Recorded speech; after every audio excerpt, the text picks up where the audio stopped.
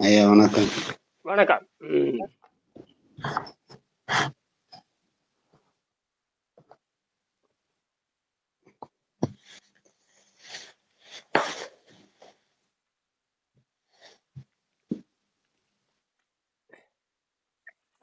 நீர் உணவு முறையை பற்றி நேற்று பேசியிருக்கோம்.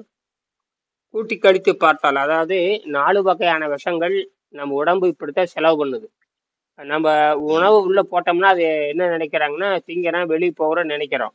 ஆனா இந்த 2 3 இந்த 3 4 ரொம்ப முக்கியம். சாப்பிட்றோம், என்னமோ திங்கிறோம். ஆனா உடம்பு எப்படி பயன்படுத்துது, இதுதான் விஷயமே. உடம்பு பயன்படுத்துறதுனால இப்ப நம்மகிட்ட ஒரு 100 ரூபா இருக்குதுன்னா பல வகையில செலவு பண்றோம், சரியா? ஆமாங்க. நம்மகிட்ட ஒரு 100 ரூபா இருந்ததுன்னா அதுக்கு காய்கறிக்கு 10 ரூபா செலவு பண்றேன், அதுக்கு 10 ரூபா செலவு பண்றேன், இதுக்கு 10 ரூபா செலவு பண்றேன் அப்படின்னு ஒரு 4 வகை, ஒரு 10 வகையை செலவு பண்ணி காட்டுறோம். இதுதான் செலவு செய்யற முறைன்னு பேரு. அதே மாதிரி இது உலகத்துல அதிசயமான கண்டுபிடிக்கும். எங்கேயா இப்படி சொல்லுவாங்களா, உடம்பு எப்படிடா செலவுன்னு கேட்டா திரு நல்லா முழிப்பாங்க. நான் உள்ள சாப்பிட்றோம், சாப்பிட்டா அந்த உடம்பு எப்படி செலவு பண்ணுது. இப்ப அதை யாருக்குமே தெரியாது, எந்த மருத்துவத்திலையும் கிடையாது, எந்த மருத்துவத்திலையும் கிடையவே கிடையாது. கிடையாது. அப்ப ஒருத்தர் நேற்று செத்து போறான் அப்படின்னா, அப்ப பழச்சாறு, உலகத்துல இருக்கிற பழச்சாறு கடையில மூடணும். உலகங்கள பல கடைகளே பழ உற்பத்தி உலகத்துல இருக்கப்படாது. பழ உற்பத்தியே உலகத்துல இருக்கக்கூடாது. ஏற்படும். இயற்கை படைச்சிருக்காது. இயற்கையை படைச்சிருக்காது இல்லையா? பழங்கள் எது படைச்சிருக்காது. இவன் இந்த இந்த இந்த காட்டு மருத்துவ முண்டங்களுக்கு எந்த வகையான அறிவும் கிடையாது. உடம்பை சுத்தம் செய்கின்ற அறிவு இயற்கை மருத்துவர்களுக்கே கிடையாது. என்னது? இயற்கை மருத்துவத்துக்கே கிடையாது. ஆஹ் பெங்களூர்ல பாத்தீங்கன்னா இந்த ஒயிட் ஃபீல்டு ஏரியான்னு சொல்லுவாங்க. ஒயிட் ஃபீல்டு ஏரியா, இந்த ஒயிட் ஃபீல்டு ஆமா. நம்ம பார்த்தீங்கன்னா பெரிய பெரிய இயற்கை மருத்துவம். பெங்களூர் நிறைய நேச்சுரோபதி சென்டர் இருக்கு, கேள்விப்பட்டிருக்கா இல்லையா? நிறைய நேச்சுரோபதி சென்டர் இருக்குது. அது இருக்கு. Jindal steel factory. Jindal Jindal steel factory. அவனே வச்சிருக்கான், பெரிய நேச்சுரோபதி சென்டர் வச்சிருக்கான் அந்த ஒயிட் ஃபீல்டு ஏரியாவில். பெரிய பெரிய பணக்காரெல்லாம் தங்குவாங்க. அதெல்லாம் பார்த்தீங்கன்னா இந்த குடலை சுத்தம் பண்ணிட்டே வருவாங்க. சுத்தம் பண்ணி முடிக்கிறதுக்கு அது முறையாக டெஸ்ட் பண்ணி இதே தான் நாமளும் பண்ணுறேன். அவன் கோடிக்கணக்கில் பணம் வாங்குறான், நான் சில ஆயிரங்கள்ல நான் வாங்குறேன், அவ்வளவுதான். அவன் பண்றதுக்கும் நான் பண்றதுக்கும் நம்ம பரிணாமத்தை புரிஞ்சுக்கிறோம். அவன் அந்த 10 நாளைக்கு மட்டும் 5 நாளைக்கு மட்டும் வேலை செஞ்சுட்டு அவன் ஓடிடுறானுங்க. இதெல்லாம் நிரந்தரமாக. அது எப்படின்னா, ஒரு மனிதன் தனக்குத்தானே மருத்துவராகிறதுக்கான முயற்சி இது. இது பரிணாமத்தையே மாத்துறது. அதனால நாம் ஒரு உணவு பழக்கத்தை பின்பற்றுகின்ற பொழுது அவன் எப்படி சாப்பிட்றா, என்ன இருக்குது, அவன் ஏற்கனவே என்னென்ன நோய் இருந்து, என்ன நோக்கம் இருந்தது, எதனால இருந்தா நிறைய புள்ளி விவரம் வேணும் அதுக்கு. சும்மா ஒருத்தன் செத்து போயிட்டாங்கிறதுக்காக அந்த செய்தித்தாளை போட்டு விட்டுருவாங்க. அது அப்படித்தான் அந்த வேலை பண்ணும். அப்படித்தான் அவங்க பண்ணுவாங்க. அப்படி பார்த்தீங்கன்னா இயற்கை இயற்கை இப்போ தானியம் சாப்பிடும் சாகிறது இல்லையா, தானியம் சாப்பிட்றோம் சாகிறது இல்லையா, கருதிங்கிறது திங்கிறது இல்லையா, எல்லாம் திருட்டு சேர்த்துட்டு தான் இருக்கானுங்க. எல்லாம் திருட்டு செத்துட்டு தான் இருக்காங்க. இட்லி தோசை திங்கிறவங்க செத்து போறான்னு போட வேண்டியதானே? ஏன்டா செத்தான்? சாதாரண உணவு பழச்சாறு சாப்பிட்டு செத்தான்னு சொல்றது இயற்கைக்கே முரணானது. இயற்கைக்கே மரணம். அப்ப அவன் சாகவே மாட்டானா? அப்ப சாதாரண உணவு சாப்பிட்றவன் ஒரு நாள் சாதாரண உணவு சாப்பிட்றவன் தினம் கோடி பேர் செத்துட்டு தான் இருக்கிறான். ஆமா. ஒரு நாளைக்கு 1 கோடி பேர் சாகுறாங்க. கணக்குப்படி பார்த்தா ஒரு நாளைக்கு 1 கோடி பேர் சாகுறாங்க, 2 கோடி பிறக்கிறாங்க. சாகுறவன் எதனால சாப்பிட்றான், எதனால சாகுறான்னு கேட்டு ஆகாரத்தை திருட்டு செத்து போறான். ஆகாரத்தை திருட்டு செத்து போறான். எழுதணும் இல்ல, இயற்கை எழுதினாருங்கிறான். எதனால இயற்கை எழுதினார்? ஆகாரம் தின்னு செத்து போய் நோய் செத்தான். ஆகாரம் தின்னு நோய் செத்து போனான். எப்ப சாகுறான்? ஆகாரம் தின்னா அது அப்படியே நோயா மாறுது, அந்த நோய் அவனை கொண்டு போடுச்சு. அப்படித்தான் எழுதணும். ஆகாரம் தின்னு நோய் செத்து போனான். அப்படியே போடுறது இல்ல. அது எழுதுறதுல யாரும் அதை ரெக்கார்ட் பண்ண மாட்டேங்கிறாங்க. இப்ப தெரியுதா? பழச்சாறு தின்னு யாராவது சாவாங்களா? அட அறிவு கட்ட முண்டங்களா, உள்ள என்னடா இருந்தது? அப்ப அந்த இதுக்கு இவனுக்கு போய் கேக்குறானுங்க. இவனுக்கு போய் கேக்குறானா, யார்கிட்ட போய் கேட்கணும்? இயற்கை மருத்துவத்தை போய் கேட்கணும். எங்க? இயற்கை மருத்துவத்துக்கிட்ட, நேச்சுரோபதி சென்டருக்கு. அப்படி பார்த்தீங்கன்னா இந்தியாவில எங்க அரசாங்கமே என்ன பண்ணுது? நேச்சுரோபதி சென்டர் வச்சிருக்குது அரசாங்கமே. நேச்சுரல் சென்டர் பத்தி அப்படி பார்த்தா அங்க போய் நேச்சுரோபதி சென்டர்ல போய் கேட்கணும். எங்க போய் கேட்கணும்? நேச்சுரல் சென்டர் பத்தி அங்க போய் கேட்டேன். அங்க இருக்கிற மருத்துவர்கள் எப்படின்னு சொல்லுவாங்க. அங்க இருக்கிற மருத்துவர்கள் எதுவும் சொல்லுவாரு. நீ போய் என்ன பண்ற? இந்த அலோபதி டாக்டர் முண்டங்கிட்ட போய் கேட்கற. அலோபதி டாக்டர் முண்டங்களுக்கும் ஆரோக்கியத்துக்கு என்ன சம்மந்தம் இருக்குது? ம். அலோபதி டாக்டர் முண்டங்களுக்கும் நேச்சுரோபதி டாக்டர் போய் கேட்டீங்கன்னா நேச்சுரோபதினா என்ன, அது எப்படி சாப்பிடணும், எப்படி தொடங்கணும், காய்கறினா என்ன, தண்ணீர்னா என்ன, பருப்புகள்னா என்ன, ஒருத்த உணவு பழக்கத்தை மாத்துறதுக்கு முன்னாண்ட படிப்படியா முதல்ல சாதாரண உணவு இந்த மாதிரி சாதாரண உணவுல மாதிரி மெல்ல மெல்ல மெல்ல மாறி மாறி வரணும். சாதாரண ம். உணவு வந்து 19ஆம் பாடத்தை எடுத்தீங்கன்னா இங்க பாருங்க. எத்தனாவது? 10ஆம் பாடத்தை எடுத்தோம்னா 143 44 அப்படி பாருங்க. சரி,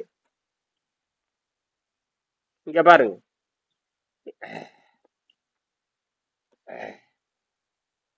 அடிக்கடி உணவு உண்பதை நிறுத்த வேண்டும்.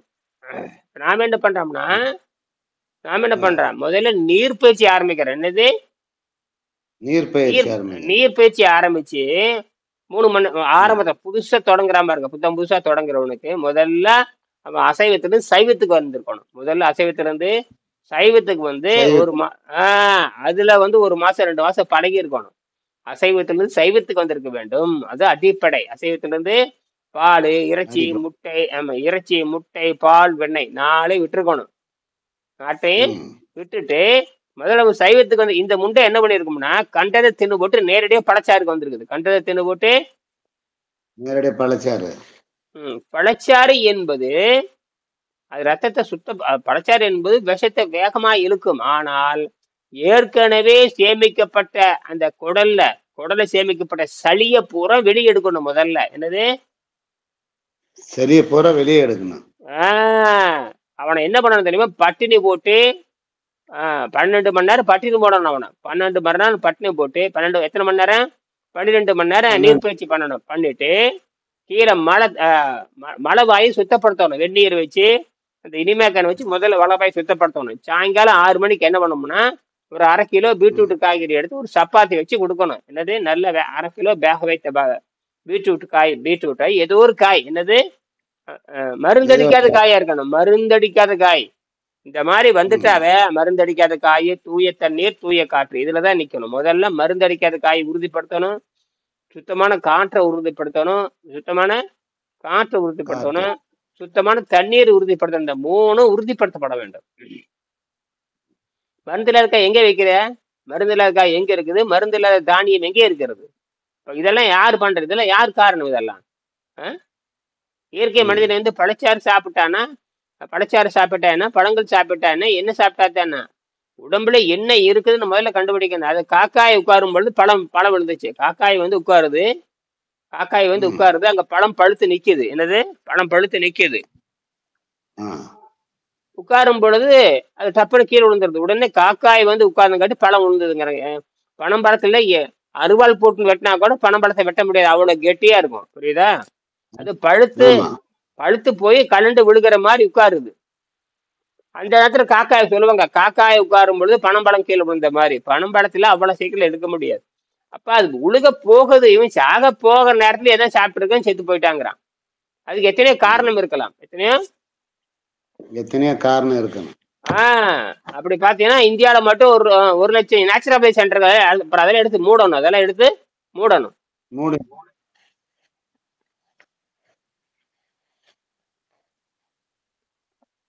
அப்ப இவங்க என்ன, பெற்றோர்கள் என்ன பண்ணணும்? என்ற குழந்தை வந்து, என்ற பையன் வந்து பழச்சாறு சாப்பிட்டு செத்து படிச்சு கோர்ட்டுக்கு போயிருக்க வேண்டியதானே? எங்க போயிருக்கணும்?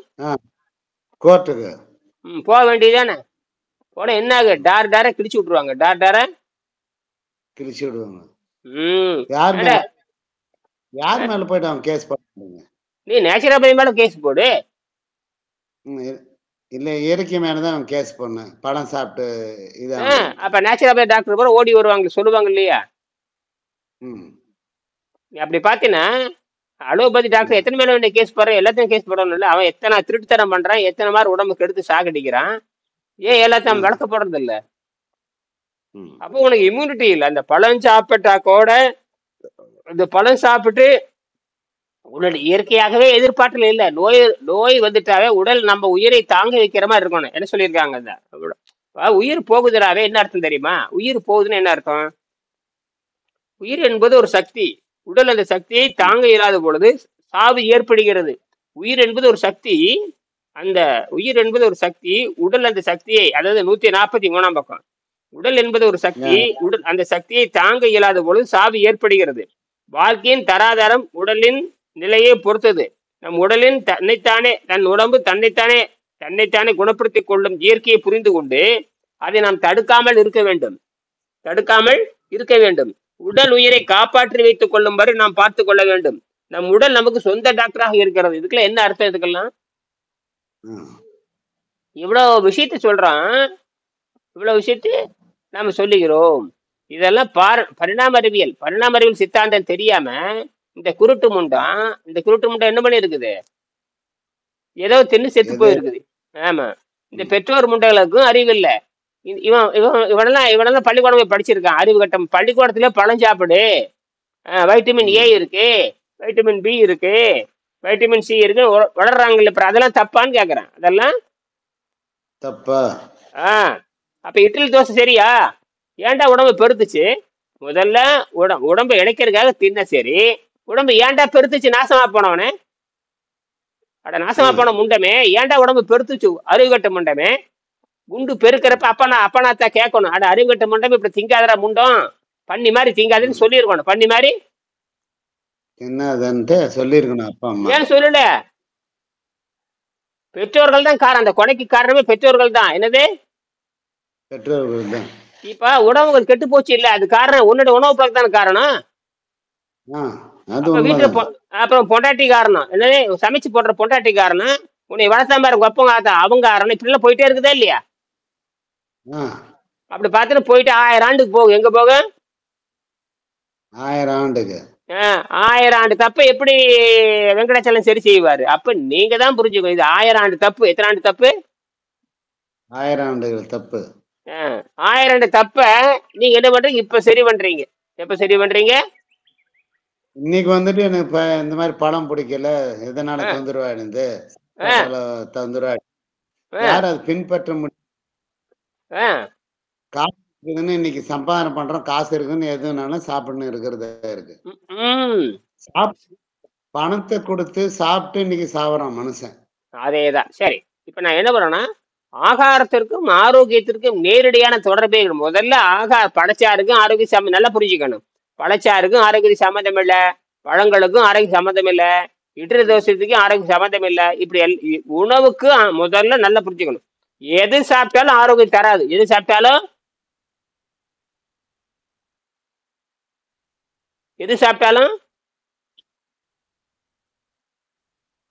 ஆரோக்கியம் தராது. அது புரியுதா? ஆரோக்கியத்தை தராது. இப்ப அது புரியுதுங்க. அப்போ வெறு வயிறாக இருக்கும் பொழுதுதான் ஆரோக்கியம் வருகிறது. வெறு வயிறாக இருக்கும் பொழுதுதான் ஆரோக்கியம் வருது. சரி, வெறும் வயிறாக இருக்கும் பொழுது ஆரோக்கியம் கிடைக்கும் சொல்லிட்டு நோபல் பரிசை வாங்கிட்டான். என்னது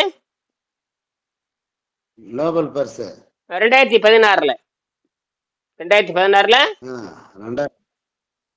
நோபல் பரிசை வாங்கிட்டாரு. அப்புறம் என்ன? இவர் தான் நோபல் பரிசு வாங்க 2016 நோபல் பரிசு வாங்குறாரு. ஜப்பான்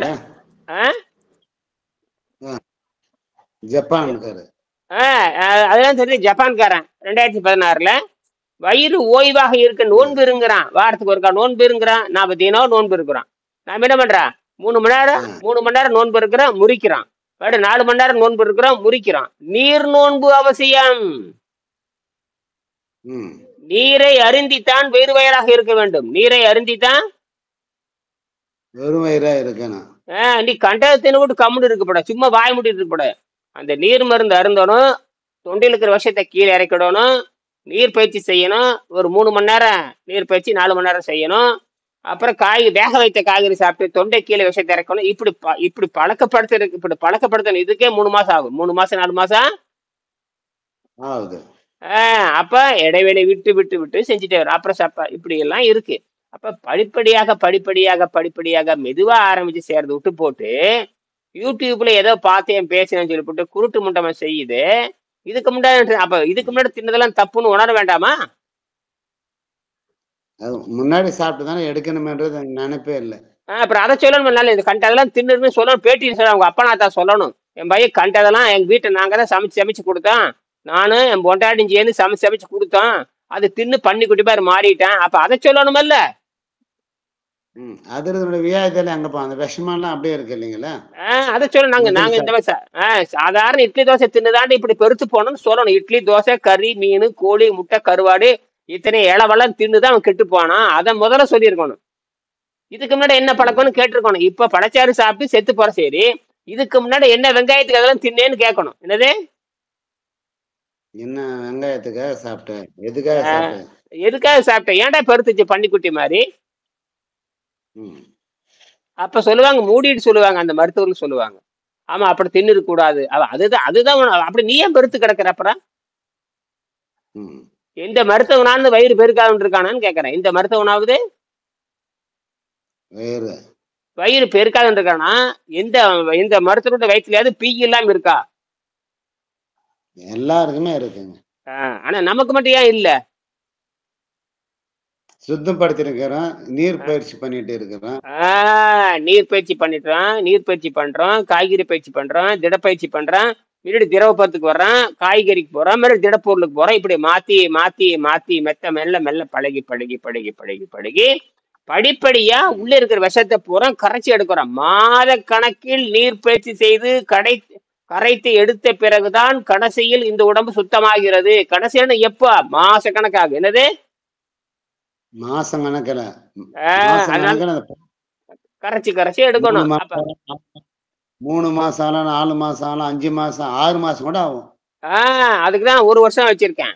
அது கட்டணம் வச்சிருக்கிறேன், கட்டுப்பாடு வச்சிருக்கிறேன், மருத்துவ ஆய்வு பண்ணியிருக்கிறேன், சொல்றது கேட்கணும், தினமும் வரணும். இத்தனை விஷயம் இருக்குது ஆலோசனை. என்னது இவ்வளவும் கிளாஸ் அட்டன் பண்ணணும், உங்களுடைய அறிவுரை கேட்கணும், கேட்டுட்டே இருக்கணும். நான் எப்படி சாப்பிட்றேன்னு சொல்லணும். நான் எப்படி சாப்பிட்றேன்னு சொல்லணும். நான் 25 வருஷம் நான் ஒரே ஆள்தான் இருக்கேன். என்னுடைய வீடியோ குறைஞ்சி வச்சு 6000 வீடியோ இருக்குது. ஒருத்தர் டாக்டர் என்ன கேள்வி கேட்கிறானா? இல்லைங்களே. ஏன் ஒரு வீடியோ கூட சன் டிவிக்கு தெரியாதா? உதயா டிவிக்கு தெரியாதா? ராஜ் டிவிக்கு தெரியாதா? கன்னட டிவிக்கு தெரியாதா? தமிழ்நாட்டுக்கு எந்த டிவிக்கு தெரியாதான்னு கேக்குறேன். எல்லாரும் செக் பண்ணிப்பாங்க. 6000 வீடியோ இருக்கு. எத்தனையோ இப்ப நீங்களே எத்தனை பேருக்கு அனுப்புறீங்க, நண்பர்கள் எத்தனை பேருக்கு அனுப்புறீங்க. என்னோட வீடு கடுமையா பேசுறேனே இல்லை. நேற்று மட்டும் காட்டு முண்டங்கள்ல பேசியிருக்கேன். நேத்து நீங்க இது அனுப்பிச்சுதானே சுமார் குரூப்புக்கு அனுப்பிச்சிருக்கிறேங்க.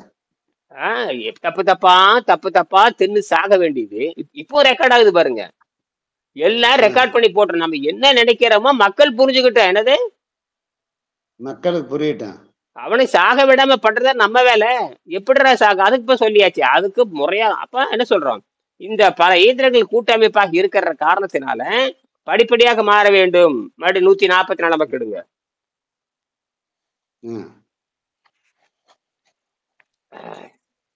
இந்த விஷயம், அதாவது இந்த நான் சாப்பிட்ற உணவோடு சேர்த்து விஷத்தையும் சாப்பிட்றான். அது யாராவது சொல்றாங்களான்னு பாருங்க. உணவோடு சேர்த்து விஷத்தையும் சாப்பிட்றான். உணவோடு சேர்த்து என்ன உள்ள போகுது? விஷம் போகுது. சாப்பிட அந்த உணவுக்கு பேர் தான் ஃபுட் பாய்சன்ங்கிறான். என்ன சொல்றான்? ஃபுட் பாய்சன் ஆயிடுச்சுங்கிறான். ஃபுட் பாய்சன்ங்கிறான். அறிவு கட்ட மாட்டாம ஃபுட் பாய்சன் ஆயிடுச்சு அவனுக்கு. என்னது என்ன கேட்கிற? அவ்வளவு தின்ன சரி, பழச்சாறு கொஞ்சமா சாப்பிட்டியா? காலைச்சு லிட்டர் கணக்கா குடிச்சுக்கிட்டே இருந்தியா? சக்கரை போட்டு தின்னு என்னடா போட்டு தின்ன? அறிவு கட்ட முண்டோம். புரியுதா இல்லையா? இவர் சொல்றாரு, இவர் வந்து உடம்பு அமிலமா போச்சுன்னா செத்து போயிடுவாங்கிறாரு. காய்கறி சாப்பிடலாம் செத்து போயிடுவாங்க. எல்லாம் உணவு பத்தி நோபல் பிடிச்சு வாங்கினவங்க. இந்த டாக்டர் ஃபரீத் முராத், நீங்க நைட்ரிக் ஆக்சைடு அதிகமா இருக்கிற உணவு சாப்பிடணுங்கிறாரு. அதனால நீங்க ஃப்ரூட்ஸ் வெஜிடபிள்ஸ் அதிகமா சாப்பிடணும்னு சொல்றாரு. என்னது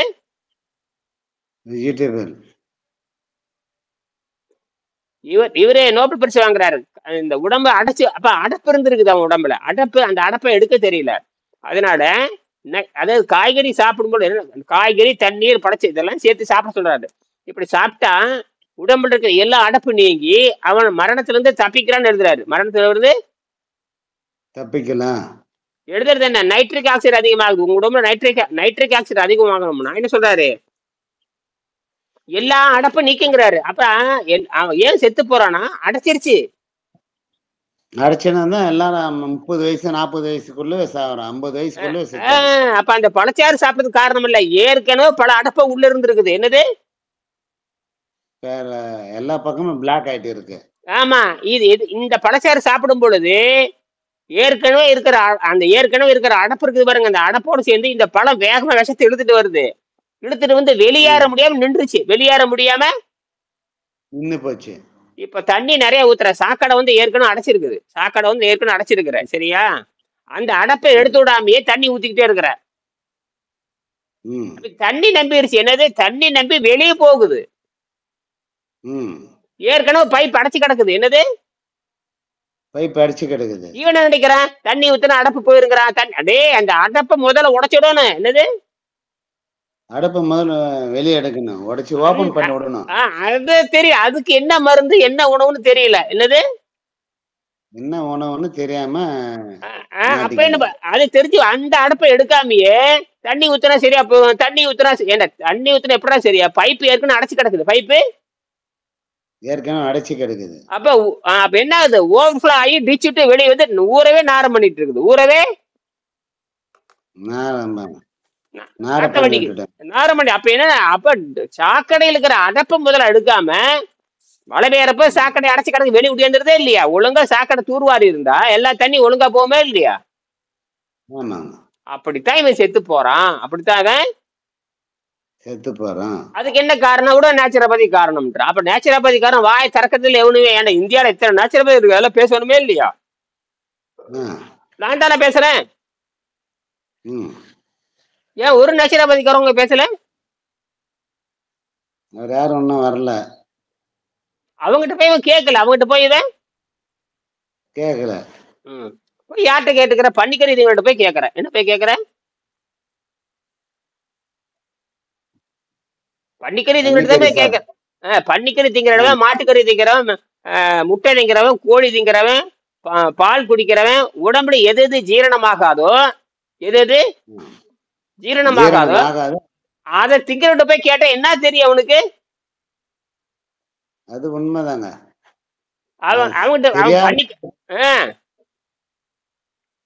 தெரியாதவங்கிட்ட கேள்வி கேட்டா அவங்களுக்கு தெரிஞ்சதான் சொல்லுவாரு, இதை சாப்பிடணும் இதை சாப்பிடணும். அதேதான். முதல்ல நல்லா புரிஞ்சுக்கணும். நம்ம உடம்பு வந்து இறைச்சி, முட்டை, பால், வெண்ணெய் மூன்றையும் செரிப்பதற்கான ஜீரண நீரை வயிற்றுல கிடையாது. ஜீரண நீரே வயிற்றுல கிடையாது. எந்த முண்டமாவது பேசுதான்னு பாருங்க, இந்த இங்கிலீஷ் முண்டமாவது பேசுதான்னு பாருங்க. குழந்தைகள் இருக்காங்க, சின்ன வயசு குழந்தை இருக்குல்ல, 1 வயசு குழந்தை, 2 வயசு குழந்தை, அந்த குழந்தை பால் குடிக்கிறாங்க. மாட்டுப்பால், ஏதோ பாக்கெட் பால், கடையில் விற்கிற பாலை கொடுக்குறாங்க. அறிவியல் அடிப்படையில் அந்த குழந்தைக்கு பாலை செரிக்கிற என்ஜைமே கிடையாது. பாலை செரிக்கிற ஜீரண நிறை இல்ல. என்ன கிடையாது? ஜீரண நீரே கிடையாது. அது கரைக்கவே முடியாது. போட்ட கரையோணும் இல்ல, அந்த கரைக்கிறதுக்கான கெமிக்கலே வயிற்றுல இல்ல, இறப்பையில இல்ல.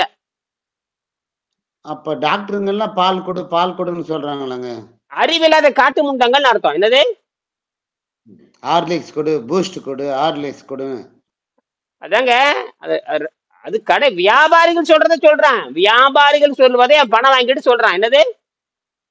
பணம் வாங்கிட்டு சொல்றான். நீ செத்தாத்த அவனுக்கு என்ன? நீ செத்த அவனுக்கு என்னங்கிறான். நீங்க செத்து போறீங்க, அதுக்கு அவனுக்கு என்ன பண்றான்? அவன் பணம் வாங்கிட்டு போறான். அரசியல்வாதிக்கு எப்படி குழப்ப? இந்த தர்மசாலாவில எத்தனையோ கொலை நடந்திருக்குது. இன்ன வரைக்கும் அந்த கண்டுபிடிக்காம இருக்கான்னா, எங்க பணத்தை தோன்றதுக்கு, அந்த குழியை தோன்றதுக்கு எவ்வளவு 1 மணி நேரத்துல செய்ய வேண்டிய வேலை இன்னும் 10 நாள் உட்காந்துருக்கானு பாருங்களேன். இப்ப பணத்தை எல்லாரும் பணம் வாங்கிக்கிறாங்க. எல்லாருமே பணம் வாங்கிக்கிறாரு. பணம் சும்மா வருதுங்க அவனுக்கு. அவனா அவங்க அப்பா வீட்டுல தான் வருது. தர்மசாலா தாவில தர்மசாலாத்துக்கு கோடிக்கணக்கில் பணம் அவங்க அப்பா வீட்டுல இருந்தா வருது கிடையாது. இப்ப எல்லாம் இன்னி வந்து தர்மசாலான்னு பேரை கேட்டாவே நடுங்குறாங்க எல்லாருமே. பேரை சொன்னாவே தர்மசாலானால இப்ப அது ஒரு வேல்யூவே போயிடுச்சுங்க, மதிப்பே போயிடும். போயாச்சு. நீ அவ்வளவுதான். நீ போற இனி அந்த பள்ளிக்கூடத்துல இழுத்து நீ என்ன அந்த பள்ளிக்கூடங்களுக்கு எல்லாம் இழுத்து மக்களே மூடிடுவாங்க. மக்களே எல்லாரும் குற்றவாளிங்க. அந்த ஊரே குற்றவாளி தான். அந்த ஊரே குற்றவாளி. ஆமா, அந்த ஊரே சொல்லியிருக்கணும், இங்க போகாத, இந்த கோயிலுக்கு போகாத, எல்லாரும் சொல்லியிருக்கணுமே இல்லையா? ஆ. இவனுக்கு 50 வருஷமா உட்காந்துட்டு எவனா போய் சாவறான், இப்ப சொல்ல வேண்டாம், அறிவு வேண்டாம். ம். ஒரு நிமிஷத்துல இன்னும் போய் இன்னும் இப்ப தொடர்ந்து ப்ரோ 4 நாள் 5 நாள் ஆச்சு, ஒரு பணத்தையா தோண்டிருக்கணும்னு பாருங்க. இன்னும் ஆரம்பிக்கவே இல்லைங்க. ஏன்? கவர்மெண்ட் அதனுடைய வேலை செய்யுதுன்னு சொல்றாரு சித்தராமையா. என்ன சொல்றாரு, என்ன பண்றாரு, என்ன இப்ப இந்த 5 நாளா என்ன பண்ணிட்டு இருக்காங்க? அதேதான் என்ன ரூல்ஸ் பிரகாரம் என்ன இருக்குதோ அது ஃபாலோ பண்ணி இருக்கிறாங்க அப்படின்னு பேட்டி கொடுத்துக்கிறாரு. எத்தனை பேர் இது வரைக்கும் புகார் கொடுத்துருக்காங்க? புகார் 2 பேர் தான் கொடுத்துக்கிறாங்க. ஏன் 400 பேர் செத்து போனவங்க எல்லாம்? என்ன அவங்களுக்கு யாருக்குன்னு யார் எப்படி செத்தாங்கன்னு தெரியாதானே இருக்கிறாங்க. சரி, செத்து போயிட்டேன்னு பேட்டி கொடுக்கணுமே இல்லையா? இந்த மாதிரி எனக்கு 400 வருஷம் இந்த செத்து போயிட்டேன்னு சொல்லி அப்படியே பேட்டி கொடுத்துருக்காங்களா? பதிவு புகார் பண்றதுக்கு என்னெல்லாம் கொடுத்துருக்காங்களா? டைரக்டா புகார் பண்ணலாம், நேர்ல வரலாம், மறைமுக கொடுக்கலாம், இதெல்லாம் கொடுத்துருக்காங்கல்ல. வந்து அது மாதிரி புகார் கொடு, அப்படி யாராவது கொடுத்துருக்காங்களா? அது ஒன்றும் தெரியலங்க. உங்களுக்கு தெரியல? சரி, நான் ஒண்ணு கேட்கறேன், இந்த 5 நாளா என்ன பண்ணிருக்காங்க? ஒருத்தர் கூட அங்க சரி, இப்ப அந்த பொதுமக்கள் கூட அங்க போகவே இல்லையா? இன்னும் பொதுமக்கள் என்ன யாரும் போகலங்க. யாரும் போகல, என்ன நடக்குதுன்னு தெரியல. ஸ்பெஷல் டைம் குஜராத்ல இருந்து வந்துட்டாங்களாம் டெஸ்ட் பண்றதுக்கு. என்ன எவ்வளவு நாள் ஆச்சுன்னு டெஸ்ட் பண்றதுக்காக வந்துக்கிறாங்க அப்படின்னு இன்வால்வ் ஆயிருக்கிறாங்கன்னு சொல்றாரு. ஓ, அங்க இருந்து அந்த டெஸ்ட் பண்ற வந்து ஒரு டீம் வந்துக்குதான். அரசாங்கம் கேட்டு டிஎன்ஏ டெஸ்ட் பண்றது. ஏற்கனவே இவன் வச்சிருக்கான் இல்லையா, ஒருத்தன் அந்த அப்ரூவரா மாறி இருக்கான் இல்லையா, அவனே எலும்பு கூடு வச்சிருக்கான் இல்லையா? ஆமாங்க. அதை கூட்டு போய் எங்கடா எடுத்துன்னு கேட்டு அதை சொல்லல. இந்த இடத்துல அவனை கூட்டு போய் எங்க இடத்துன்னு கேட்டு அவனே சொல்லிட்டு போயிடுறான். இந்த எலும்பு கூட எங்க இருந்து அவனை கூட்டிட்டு போகல, அவனை கூட்டிட்டு போல, எங்கேயும் கூட அவன் பழைய போட்டியே காமிச்சிட்டு இருக்கிறாங்க. அந்த 30 நாளைக்கு 20 நாளைக்கு முன்னாடி 4ஆம் தேதி ஜூலை 4ஆம் தேதி எடுத்த படத்தையே திருப்பி திருப்பி காமிச்சிட்டு இருக்கானுங்க. அவன் எங்க இருக்கிறான்னு கூட இப்ப தெரியாது. இப்ப அவனை என்ன பண்ணணும், எங்க எடுத்தேன்னு அவனை கூட்டிட்டு போகணும். இந்த இடத்துல எடுத்து, அதான் முதல் சாட்சி. அதான் எங்க எடுத்தேன்னு இந்த எலும்பு கூடு எங்க வந்து கேட்கணுமே இல்லையா? ஆமாங்க. இந்த இடத்துல எடுத்துன்னு சொன்னா தெரிஞ்சு போச்சு. அந்த இடத்த காமிச்சாவே சட்டத்துக்கு புறமான இடத்துல இருந்து எடுத்துருக்கான். சட்டத்துக்கு புறமான இடத்துல இருந்து எடுத்துக்கிறான். சரி, அப்படின்னா அது எடுக்கும்போது எந்த தைரியத்துல உள்ள பாருங்க, அதுக்கும் தைரியம் வேணும் இல்லையா? ஏற்கனவே பயந்து போய் ஓடி இருக்கான். அப்ப இவங்க இருட்டுல போய் தைரியமா, இதுல பயங்கரமான வேலை, சாதாரண வேலை இல்லை. அப்ப யாருக்கும் தெரியாம இருந்துப்பா, யாருக்கும் தெரியாத போய் எடுத்துருக்கணுமே, அதுவே பயங்கரம் இல்லையா? அப்ப யாராவது பாத்துருந்தாங்கன்னு என்ன இருக்கு, இவனை பாத்துருந்தா என்ன இருக்கு அந்த இடத்துலயே அங்கே போட்டுப்பாங்க. அப்ப யாருக்கும் தெரியாம போய் அந்த பணத்தை எடுக்க, ஏற்கனவே 15 வருஷம் பயந்து ஓடி இருக்கான், அப்புறம் திருப்பி வந்திருக்கான். அப்ப யாருக்கும் கண்ணுக்குள்ள யாருக்கும் தெரியாம இருட்டுல அவன் பயங்கரமான விஷயம் அது. இருட்டுல போய் நேரடியா பகல்ல போயிருக்க முடியாது, பார்த்தா அவனை கண்டுபிடிச்சிருவாங்க. வேடமெல்லாம் போயிட்டு போயிருக்கான், அவன் பாத்துருவாங்க. உடனே அதான் அவன் ஆளுங்க வச்சிருக்கானுங்க, கிட்டத்தட்ட ஒரு 100 பேர் சேர்ந்து பண்ணியிருக்காங்க ஐயா. குறைஞ்சபட்சம் 100 பேர் அவன் பேரை பயன்படுத்திட்டு, அந்த ஹெக்கடேங்கிற பேரை பயன்படுத்திட்டு குறைஞ்சபட்சம் ஒரு 100 பேராவது, குறைஞ்சபட்சம் ஒரு 50 பேராவது சேர்ந்து அங்கங்க அடியாளர்கள் வச்சுட்டு, கொலகாரனை வச்சுக்கிட்டு எல்லாரும் சேர்த்து நார் அடிச்சிருக்கிறாங்க. அந்த 4000 ஏக்கரையும் தன் கட்டுப்பாட்டுல வச்சிருக்கிறாங்க ஐயா. அந்த ஊரே கட்டுப்பாட்டுல வச்சிருக்கிறாங்க. அதுலயும் தைரியமா போய் அந்த பணத்தை தோண்டி அதை எடுத்துட்டு பேக் பண்ணிட்டு திருப்பி எங்க வந்திருக்கான், நீதிமன்றத்துக்கு வந்திருக்கான்னா அது எவ்வளவு பெரிய தைரியம் வேணும் அவனுக்கு. பெரிய பயங்கர சாதனைங்க. இந்த ஜட்ஜி என்ன பண்ணிருக்கணும், ஜட்ஜே உத்தரவு போட்டிருக்கணும், இது எங்க இருந்து காவல்துறை ஏற்பாடு பண்ணி இது எங்க தோணான்னு முதல்ல கண்டுபிடிச்சு, அதை முதல்ல இந்த பணம் இந்த எலும்பு கூட எங்க இருந்து எடுத்துட்டு வந்தா நேரா வீடு எடுத்துட்டு போக வேண்டியதானே. அது ஏன் இந்த ஜட்ஜி இன்னும் சொல்லல? இதுக்கு ஒரு இவங்களே ஜட்ஜி என்ன பண்ணிருக்கலாம், சிபிஐக்கு போட்டு இந்த எலும்பு கூட எங்க இருந்து எடுத்துட்டு வந்தா கூட்டிட்டு போடாங்க, இந்த எலும்பு கூட எங்க இருந்து எடுத்துட்டு வந்தாங்க.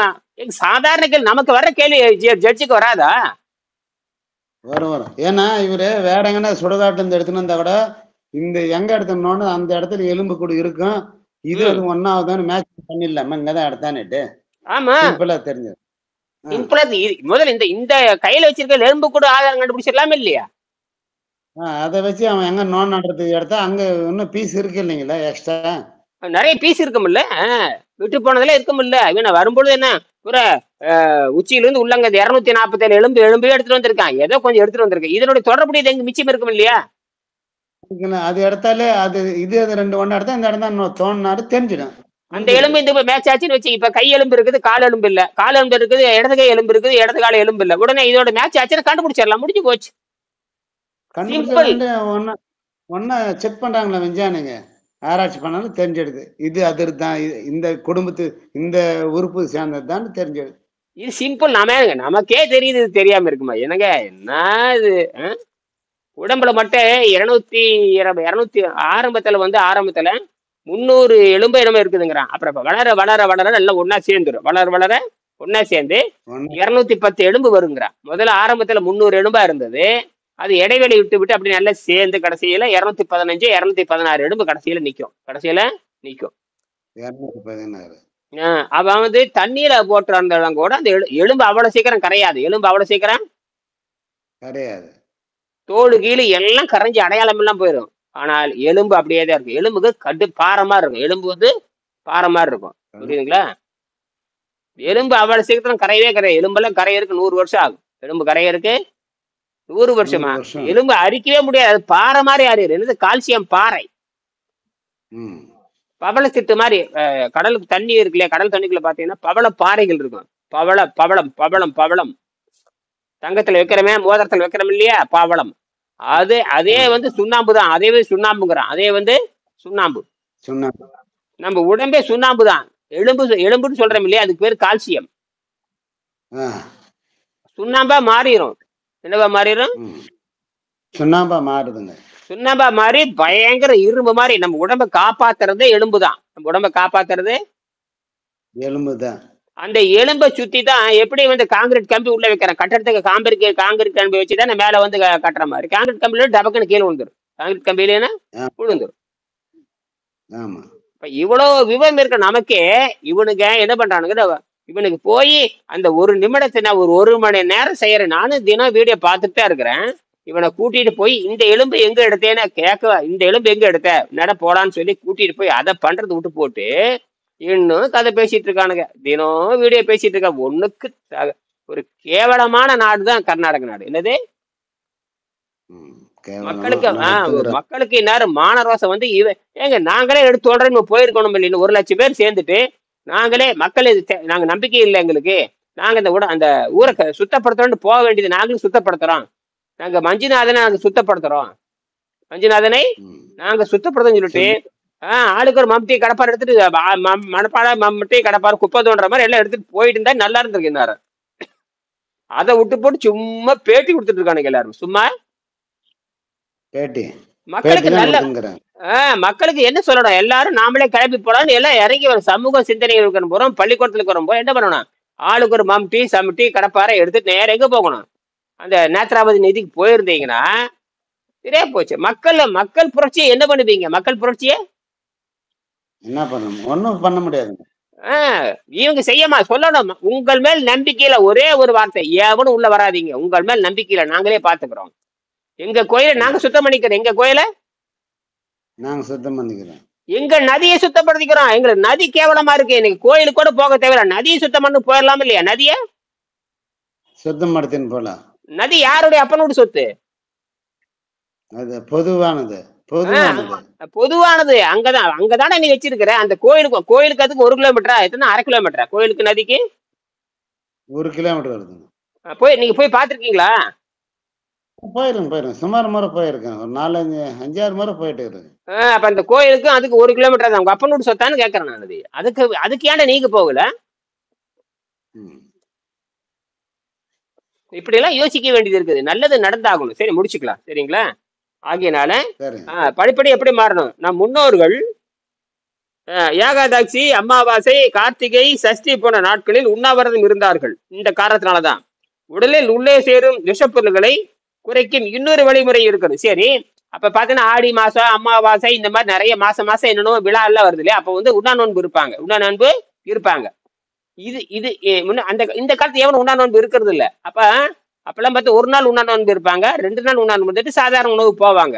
அப்ப 2 நாள் இருக்கிறப்ப சேர்ந்த விஷம் வெளியே போகும். இப்ப என்ன பண்ணலாம்னு கேட்டீங்கன்னா, இன்னொரு வழி இருக்குது. முடிஞ்ச அளவுக்கு சமைத்த உணவே முடிந்தவரை ஒதுக்குவது. சமைச்ச உணவு திங்கக்கூடாது. முதல்ல சமைச்ச உணவே சாப்பிடக்கூடாது.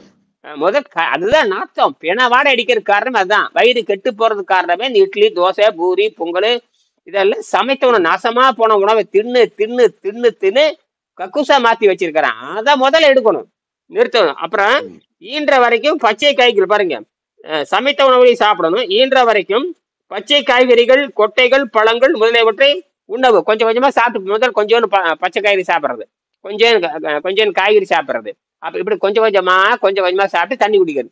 இப்படி படிப்படியா மாற வேணும். சரி, காய்கறிகள், கொட்டைகள், பழங்கள் முதலியவற்றை உணவும். படிப்படியாக அசைவ உணவுக்காரர்கள் சைவ உணவுக்கு வரணும். அசைவ உணவுக்காரங்க சைவ உணவுக்கு வர வேண்டும். சைவ உணவுக்காரர்கள் பச்சை காய்கறி உணவுக்கு வர வேண்டும். பச்சை காய்கறி உணவுக்காரர்கள் வெறும் பழ உணவுக்கு வர வேண்டும். இப்படி படிப்படியாக மாற வேண்டும். என்னது? படிப்படியா மாறணும். சரி, மீண்டும் பேசலாம். நன்றி நன்றி நன்றி.